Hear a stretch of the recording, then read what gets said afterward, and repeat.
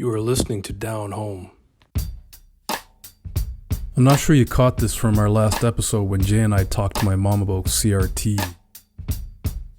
Awesome, and we'll see you in a couple weeks. Yeah, Hey, it's gonna be party time. I can't wait. Yeah. So yeah, me and Jay are in Halifax. While we're there, we thought we'd give you a couple of clips from our weekly development meetings. In this first clip, we're discussing the 2020 Rebecca Gao article on systemic racism. And in the second clip, which starts around the 9-minute mark, we are talking about the horrible mass shooting that happened in Buffalo a few weeks ago. I'm Derek Wise, and on behalf of Jay Jones, welcome to Down Home. Breaking new ground, breaking new ground, breaking new ground, simple breaking new ground, breaking new ground, breaking new ground, simple breaking new ground, breaking new ground, breaking new ground, simple breaking new ground, breaking new ground, breaking new ground, yeah.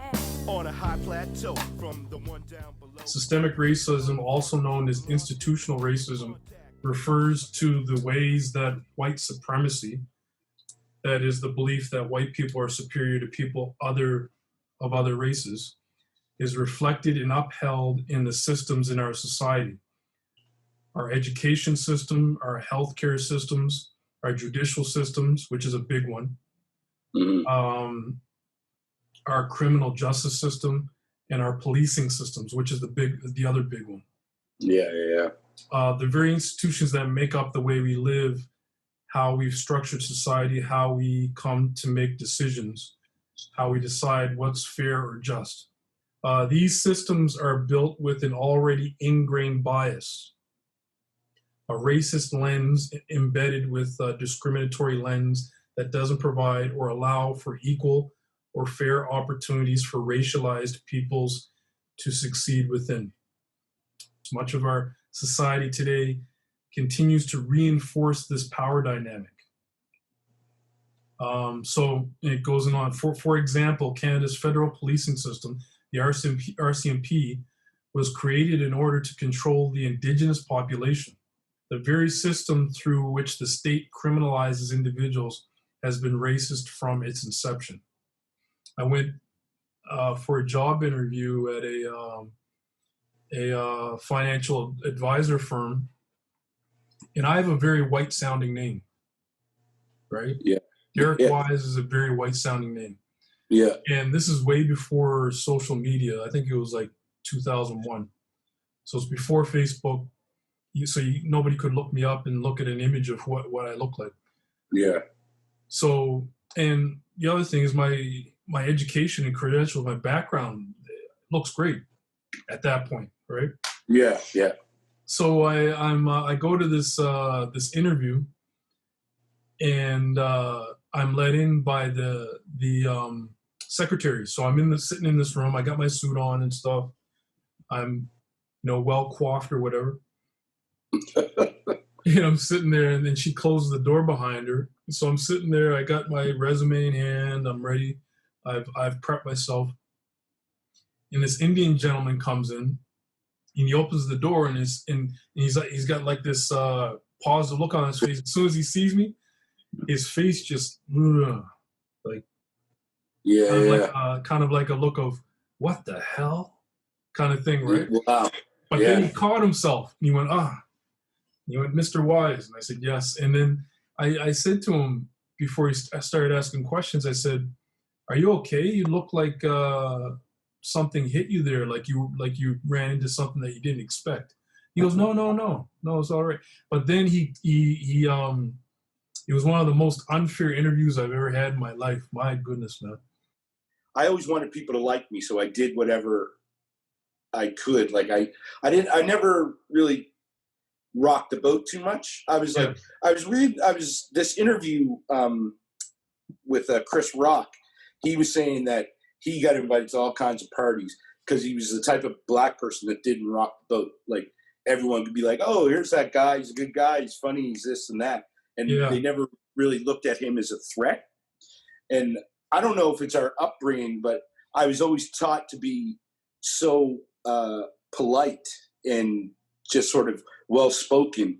And I think that shocked a lot of white people. Like, I had a friend down a couple doors.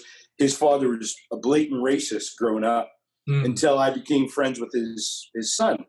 And years later, we would have these great conversations. Like, I saw him change the way he viewed me. I mean, I don't know if it existed for anyone else, but I saw him view me differently and respect me just based on the way that I was. And I think that's the way I always tried to do it, right? And it seemed to work for me. So I never really started thinking about, you know, our family's legacies or the racism. I mean, of course, when I was younger, I dealt with it a lot, but I was still young and didn't quite understand what was going on, and then built a personality out of that to sort of deflect it. This has been going on for centuries, man. Or Centuries. It's not even necessarily white people in these institutions. It's people that are in power in these institutions. It's really sad that it's such an ingrained thing that people of color, you know, and even really like Black people are so feared. Like, you know, in a sense, like they want to have power over us because they fear us. Yeah. And it really baffles me to, you know, and even in today's day and age, it baffles me how much, like, you know, just what we're talking about, these pieces that were in place. And, you know, I don't know if it's ever going to change. That's the other reality that I find crazy is it ever going to change? No matter how much money you make, no matter what you do, no matter who you are, no matter how much power you have, because Black people do have power in certain situations. Some are self-made. But at the same time, I bet you Jay-Z is still going, oh, there's that hustling, you know, there's that hustler from wherever he made it to. Yeah. You know, he has affluence now because he can add to, you know, the greater good with money and power, and can bring light to some things. But at the end of the day, man, you know, you're still, like I was called, you're still a Reagan. You know what I mean? Like, I've never heard that before. But yeah, well, you know. That concept of it's an American concept. They used to, you know, when Obama was elected, they used to talk about how they've entered a quote unquote post-racial society, meaning that you know, race isn't a thing anymore. But we've seen that that's not the case, right? It's not definitely not. In this next clip, we talk about the tragic mass shooting in Buffalo. So this tragedy happened on May 14th. Let me just read an excerpt, man. Yeah, man. This is from the New York Times article on the same day. Headline is 10 people are killed and 3 are wounded in a mass shooting at a Buffalo grocery store. A teenage gunman entranced by white supremacist ideology known as replacement theory opened fire at a supermarket in Buffalo on Saturday, methodically shooting and killing 10 people, injuring 3 more. Almost all of them are Black, in one of the deadliest racist massacres in recent American history. Says here the authorities identified the gunman. I'm not going to say his name because that's what he wants. Mm-hmm. He drove more than 200 miles to mount his attack, which he also live streamed. And police said a chilling video feed that appeared designed to promote his sinister agenda. Yeah, I think he planned it. I guess there was a manifesto that they had, a 180-page manifesto, and apparently he visited the area back in March as well to, I don't know, to scope it out or scout it out, you know? Yeah. So that, you know, that when this narrative that's starting to emerge from certain media types down the states of him being crazy. Yeah. These are not the actions of a crazy man.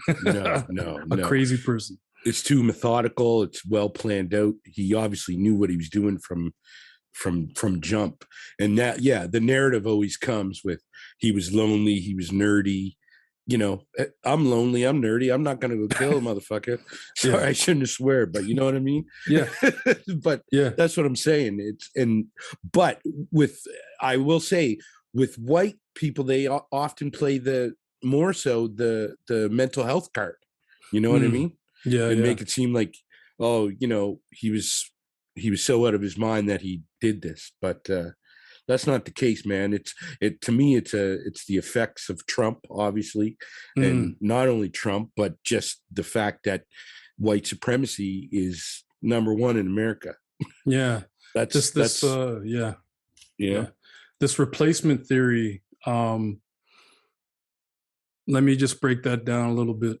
I'm looking at a Vox article here that was published yesterday, May 17th, 2022. The name of the article is "Where Replacement Theory Comes From and Why It Refuses to Go Away." I'm not going to read the whole article. So, a brief history of the flawed and racist replacement conspiracy theory. In the United States, white people fear about being replaced by quote unquote outsiders and migrants in quote unquote inferior backgrounds has a long history. These fears were especially apparent in the early 1900s when white intellectuals openly explored and shared ideas about displacement that shaped immigration policies and other laws. And it's got a long history. It's got a long history. And it seems as though, like you mentioned Trump, this theory, it was always marked as being a fringe theory, but it was given credence and brought into the mainstream by certain phrases and ideologies that the former President Trump actually brought to the mainstream. And now they have this guy, what's his name, Tucker Carlson, who Yes. is almost like, you know, some sort of parrot on Trump's shoulder, and he's spewing this on the daily. And they're making millions of dollars from his broadcasts, so they don't really do anything to sort of flag it or anything like that. And it's basically it's undermining everything that, you know, people may try to change. It's still that proverbial thing in everyone's back. It's that Trump effect. And, you know, he still has his followers. I mean, you know, 70 million people voted for him. I'm not only blaming this on Trump, I'm just saying the hysteria that he has made, and now it's coming back even though he's out of office. You know what I mean? Well, yeah, once you open up that can of worms, though, you're not able to put that back. Yeah, and exactly. and that's essentially what's going on. Like, he did open the door for a lot of this stuff, but it's out of his control now. Yeah, of course. You know, yeah. and then once you and it's because the United States is the center of a lot of media and cultural history. This is something that went around the world.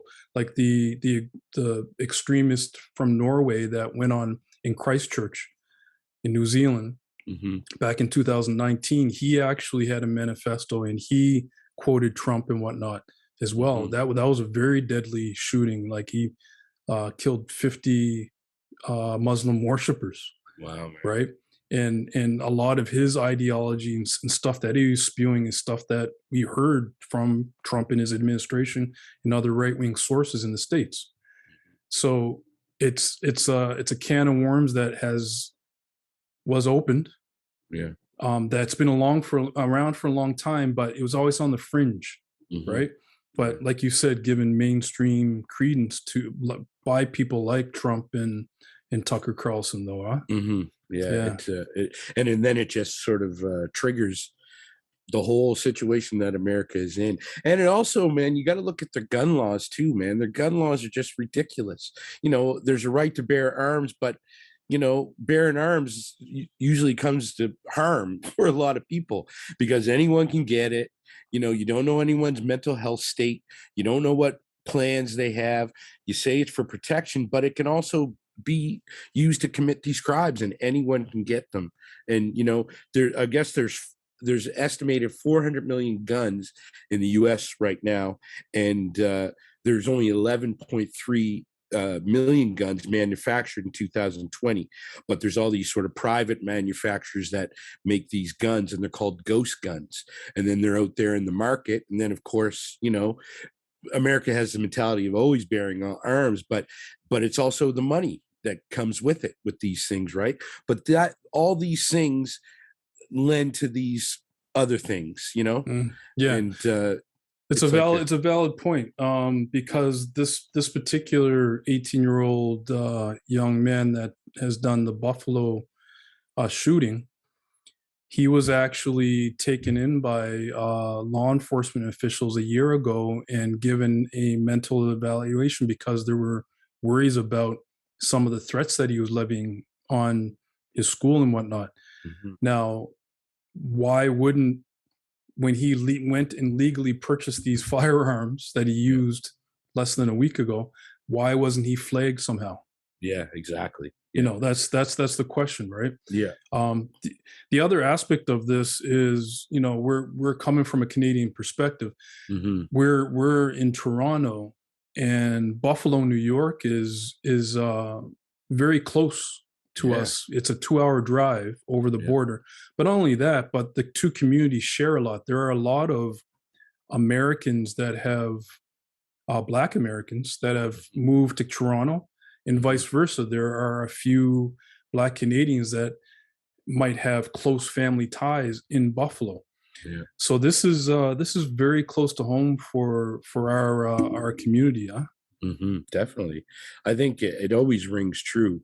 It obviously happens here in Canada. Here, it just doesn't get the media attention that something like this gets in the States. And the States usually has these crazy mass shootings. You know what I mean? Where it's just crazy. And then the other thing is there's all these websites that he got inspired by, that he was following, that were sort of preaching these semantics already, and replacement theory, and he was inspired. Well, the big thing, like here in Canada, through our Charter of Rights and Freedoms, hate speech is actually illegal on a federal level. Mm-hmm. So it's very different than the States. This type of speech and these types of writings are actually protected under their constitution. Oh, well, freedom of speech, I guess, right? Yeah, we're here in Canada. This is where a lot of the trucker BS, they talk about Canada not having the same types of freedoms as they do in the States. They're talking about, excuse my French, but crap like that. But in saying that, though, a lot of the cultural mores that are down in the States bleed up here. So, even though we're not, hate speech is illegal, there's ways around that, by cloaking the speech in other language. Yes, exactly. Right. Yeah. And which they do here in Canada. Mm-hmm. But the other aspect that I wanted to talk about with this was the police response. Now, the police response, these guys were heroic. They went in there. Their response was quick. Mm-hmm. I think from the time that they were called, they were on site within 2 minutes. Yeah. And they confronted the gunman, and he was arrested. Yeah. My issue with the police response is that it's not consistent with the way other people are dealt with in the same manner, in less threatening. And what I'm talking about is Black people. Yeah, and you might as well speak the real, because if that was a Black man, he would be dead. Oh, he would have pulled up. They would have seen the assault rifle, and they would have fired upon him. Yeah. Right. Yeah. But in even saying that, though, there are in situations where there are unarmed people that have been dealt with way harshly. Most notably, saying George Floyd. Mm-hmm. You have Breonna Taylor. We can name them off. Yeah. There's unfortunately we can name them off. We can name them off. Yeah. In Canada, the same principle holds. It's just that we don't hear about these names. Mm-hmm. So I'm going to take a minute and read some names, man. Yeah. Well, no. I'm going to read some names, man. These are Black brothers that have been killed by police unarmed in situations where they, either some type of police interaction where police were called for whatever reason, and something ensued, and they were either shot or killed in some manner. Nicholas Gibbs, Orlando Brown, Bonnie Jean-Pierre, Rene Gallant, Clive Mensa. I've mentioned Clive Mensa several times on this podcast. Yeah. Clive Mensa, a brother that was in his backyard. A noise complaint was called, and within police getting there, within 2 minutes, he was dead. Yeah. If the police showed the same restraint that they showed for this young man down in Buffalo, getting there within 2 minutes, if they showed the restraint that they showed for, if Clive got the same restraint that they showed for this, he would be alive today. Yeah. And Clive was unarmed. Yeah. What else can you say about that, man? Well, yeah, it's crazy. Yeah, and same thing with George Floyd. Yeah, you handle the situation different to an unarmed person. That's the thing. An unarmed person, how do they die? Yeah, Well, it's instead of the police got on site and they did what they're supposed to do. They de-escalated the situation down in the States there. And there are probably thousands, tens of thousands of police interactions in this country every day. And every day, these gentlemen do great jobs of de-escalating situations. Yes, indeed. Yeah. It's just that every once in a while, when it happens, like when it happens to a black person, a lot of these situations are not de-escalated. Latch your tool. That situation was not de-escalated, man. That's right. Yeah. So what's the solution to this? We just want the same level of policing as everyone else. Our community deserves to have the same response, the same effort to de-escalate. Yeah. Yeah. And just to bring, and it would just make things so much easier. Like, black people would be, not as on edge. Like, you know what I mean? Like, there's so much trauma attached to it every time something like this happens, regardless of where it happens and how it happens. And then you start to look at the color of your skin and you see the difference between, like you say, de-escalation and escalation to death. So, it's just disheartening. And, it just looks to me, the other thing is, it's just like this scar that's always there, that always gets opened up, hundreds of years. It continues. People of color are treated, less than. And, if we did any of these things that sort of happens, what if Obama was up there trying to, spit some certain rhetoric or something like that? You know what I mean? Yeah. I don't know. Well, it's unfortunate. It's not seen by certain people as rhetoric, though. Yeah. Right. Well, the reason why all this stuff is going on is because there's an audience for it.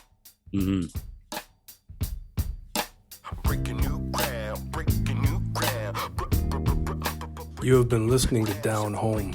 Subscribe wherever you listen to podcasts. Breaking new ground, simple breaking new ground, breaking new ground, breaking new ground, simple breaking new ground, breaking new ground, breaking new ground, yeah. On a high plateau, from the one down below to the future of the funk, getting lost in the flow. Contact with the spark magex. Now it's time to flex with the force from the soul, reaching all aspects, getting deep, no time to sleep. As you reach your next phase, laying it all on the line. New trails start to blaze. It's a fire inside, a brand new path, breaking down the sum to one. Feeling free, I just laugh with the joy of a beat boy, just kicking it live. A connection so strong, transcribe with the vibe like the song Breaking New Ground from The Breakdown. It's time to shine, so fine to see what you find. Revolution starts with the evolution.